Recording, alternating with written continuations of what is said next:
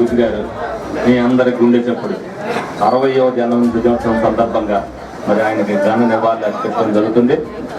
అందరూ కూడా ఏదైతే 2014 ఎలక్షన్లో కష్టపడి గెలిచి మరి అందులో కూడా చాలా ఇబ్బందులు పడి మళ్ళీ 2019లో గెలిపించుకుందాం అందరం సుఖపడదాం అని అనుకున్న రోజుల్లో మరి అప్పుడు ఓటమి చెందడం, తర్వాత ఆయన మరణించడం, మరి అనేక మంది కార్యకర్తలు దిక్కుతోని పరిస్థితుల్లో ఇబ్బంది పడినప్పటికీ కూడా 2019 నుంచి కూడా 24 వరకు కూడా బుజ్జన్ని స్మరిస్తూ నా వెనకందు నడిపించిన ప్రతి కార్యకర్తకు కూడా ఈ సందర్భంగా అందరికి కూడా ధన్యవాదాలు చెప్తున్నా.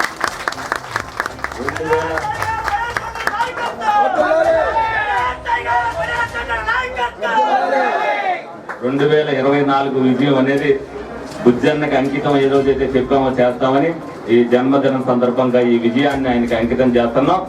ప్రతి కార్యకర్త ఆ రోజు నేను ఏదైతే మాట అన్నానో ఆ మాట ప్రకారం మీ 24 నుంచి 29 వరకు కూడా అహర్నిశలో కష్టపడ్డ ప్రతి కార్యకర్తకి కూడా న్యాయం చేస్తానని సందర్భంగా మీ అందరికి కూడా శపథం చేసి చెప్తున్నా. ఒక రోజు అటు అవ్వచ్చు, ఒక రోజు ఇటు అవ్వచ్చు, కానీ 2014, 2024 రెండు కూడా కష్టపడిన కార్యకర్త ఎవరనేది నాకు తెలుసు. ఎన్ని ఆటుపోట్లు తట్టుకున్నా నిలబడింది ఎవరనేది నాకు తెలుసు. ఎవరు స్వార్థానికి ఉన్నారు, ఎవరు స్వార్థానికి లేదని మనకు తెలుసు. లేని వారిని బయటికే పంపించడం జరిగింది. కొంతమంది ఇబ్బంది ఉన్న పరిస్థితిలో ఇబ్బంది పడినప్పటికీ కూడా మళ్ళీ ఎలక్షన్ వచ్చినప్పుడు నా దగ్గరికి వచ్చిన వాళ్ళు కూడా నాకు తెలుసు. ఎందుకంటే ఇప్పుడు కూడా నాతో టచ్ లోనే ఉంటూ మళ్ళీ వాళ్ళు కూడా నా విజయాన్ని కృషి చేశారు. వాళ్ళు కానీ వీళ్ళు కానీ అందరూ కూడా బుజ్జన్న స్మరిస్తూనే ఈ రోజున చేశారు. ప్రతి ఒక్కరికి కూడా న్యాయం చేయవలసిన బాధ్యత నా మీద ఉంది. ప్రతి ఒక్కరు కూడా బుజ్జన్న ఏదైతే చేసి అనుకున్నాడో చేయలేకపోయిన పనులన్నీ కూడా వాళ్ళకి చేసి వాళ్ళందరికీ కూడా 2024 వెంటనే ఈ పనులన్నీ చేశాడు మా కోసం అనేది వాళ్ళందరూ చెప్పుకునేటట్టుగా పరిపాలన కాబట్టి ఎవరు ఏమి చెప్పినా మీరు ఎన్ని అపోహలే. నేను ఇవాళ మీ అందరితో మాట్లాడడానికి అవకాశం లేకపోవచ్చు. ఎందుకంటే ఎలక్షన్ వచ్చిన తర్వాత ప్రజలందరూ కూడా ఓటు వేసేనోడు వేయనోడు కూడా వస్తారు. కొంతమంది నేను ఏదో ఫోటోలు వాళ్ళతో వచ్చిన వాళ్ళతో దిగుతున్నాను. నేను ఫోటో దిగినప్పటికీ ఎవరికి చెప్పవలసింది వాళ్ళకి మొహమాటం లేకుండా వాళ్ళ మొహం మీదే చెప్తున్నా. ఎందుకంటే బొకే ఇచ్చేటప్పుడు ఒక ఎమ్మెల్యేగా ఎవరైనా సరే ఇచ్చినప్పుడు నేను తీసుకోవడం వాళ్ళ గౌరవం. అలాగే మీరు ఎవరైనా సరే చేయని వాడు ఎవరైనా ఆఫీస్కి వచ్చినా మీరు వాటిని ఆటంకపరచకుండా గేటు బయట మీరు ఏదన్నా మాట్లాడితే మాట్లాడాను, కానీ గేటు లోపల అనేది మనం ప్రతి ఒక్కరిని కూడా గౌరవించాలనేది మీరు అందరూ కూడా తెలుసుకోండి. మొన్న చెప్పా, ఇప్పుడు చెప్తున్నా, మీరు చేసే మంచికి కానీ తప్పుకి కానీ నాదే బాధ్యత అవుతుంది. కాబట్టి తప్పును ఎక్కువ చేయకుండా ఉంటే నా మీద బురద తక్కువ పడుతుంది. 90% మంచి చేయండి, 10% బురదను నేను అంటించుకోవడానికి సిద్ధం. మీ అందరూ మనోభావాన్ని కాపాడుతున్న బాధ్యత నా మీద ఉంది. కాబట్టి ఎవరికైతే ఇబ్బంది జరిగిందో ఆ 10% మంది ఉన్నారు, నాకు అంతకంటే ఎక్కువ లేరు. ఆ 10% మంది ఏమి చేసినా వాళ్ళ కొమ్ము కాస్త ఆ బురదను నేనే రాసుకుంటా తప్పనిసరిగా. మీరందరూ కూడా మళ్ళీ ఎందుకనంటే మనకి 2029 తెలుగుదేశం పార్టీ నాకేదైతే 2019లో అప్పచెప్పినా కష్టపడి 24లో తెలుగుదేశం పార్టీని ఏ స్థాయిలో అయితే మనం తీసుకెళ్లామో 2029లో అదే స్థాయిలో మరి లోకేష్ గారికి, చంద్రబాబు నాయుడు గారికి అప్పచెప్పవలసిన బాధ్యత నా మీద ఉంది. పార్టీని అప్పచెప్తా నేను.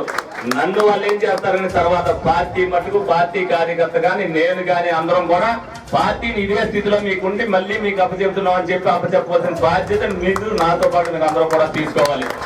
ఎందుకంటే ఏదైనా సరే పార్టీ ముఖ్యం. పార్టీ తరఫున మనం ఏం చేసినా సరే అది మంచిగా ప్రజల్లోకి వెళ్ళాలి. మనం ఏదైతే హామీలు ఇచ్చారో చంద్రబాబు నాయుడు గారు అవన్నీ కూడా ఒక్కొక్కటిగా నెరవేర్చుకుంటూ వస్తున్నాం. ఎందుకంటే ఇంకా ఇల్లు ఒకటి ఉన్నాయి, మీ అందరికీ ఉద్యోగాలు వేయాల్సిన బాధ్యత ఉంది, కొంతమంది వ్యాపార పరంగా స్థిరపడాల్సిన బాధ్యత ఉంది. ఒక కుటుంబ సభ్యుడిగా మన తెలుగుదేశం పార్టీ ఉంటే ఒక కుటుంబ సభ్యుడిగా పెద్ద కుటుంబం అయినా సరే తెలుగుదేశం పార్టీది అందరికీ కూడా న్యాయం జరిగేటట్టుగా చేసే బాధ్యత నేను తీసుకుంటాను. ఇందులో ఏ అపోహలకు కూడా తావులేదు. ఒక్కొక్కసారి వాళ్ళు కలవడానికి ఏంటంటే సీనియర్లు ఇంతమంది ఉన్నారు కదా, మేము లోపల రాలేకపోతున్నాం అనే ఫీలింగ్ ఏమో అసలు ఎవరికి ఏదన్నా సరే నేను మాట్లాడుతున్నా కూడా తొలుగు తీసుకుని రావచ్చు. ఇవ్వాలి కూడా చెప్పాను, అలాగే వస్తున్నారు. ఏదైనా నాకు పనున్నప్పుడు బయటికి వెళ్ళమని చెప్తున్నా.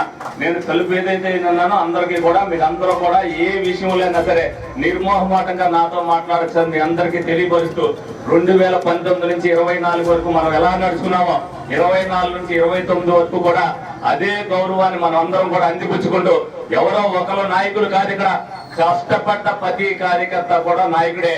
ఎందుకంటే వాటిలో నేను మీ అందరిని ఎలా గౌరవిస్తున్నానో వాటిలో కష్టపడిన ప్రతి కార్పొరేటర్ వాళ్ళకి చేసిన కార్యకర్తలు అదే విధంగా గౌరవించాలని నేను కోరుకుంటున్నా. చిన్న చిన్న అపోహలు ఉండొచ్చు, కానీ ఏ అపోహ ఉన్నా నేను ఏదైతే పిలిచి మాట్లాడుకుంటున్నానో మీరు కూడా అదే విధంగా పిలిచి మాట్లాడుకోవాలి. ఎందుకంటే 19 నుంచి 24 వరకు కష్టపడ్డ కార్యకర్త మనకు అవసరం. అతను ఏదన్నా అలిగినా కూడా తీసుకురావాల్సిన బాధ్యత మనమే తీసుకోవాలి.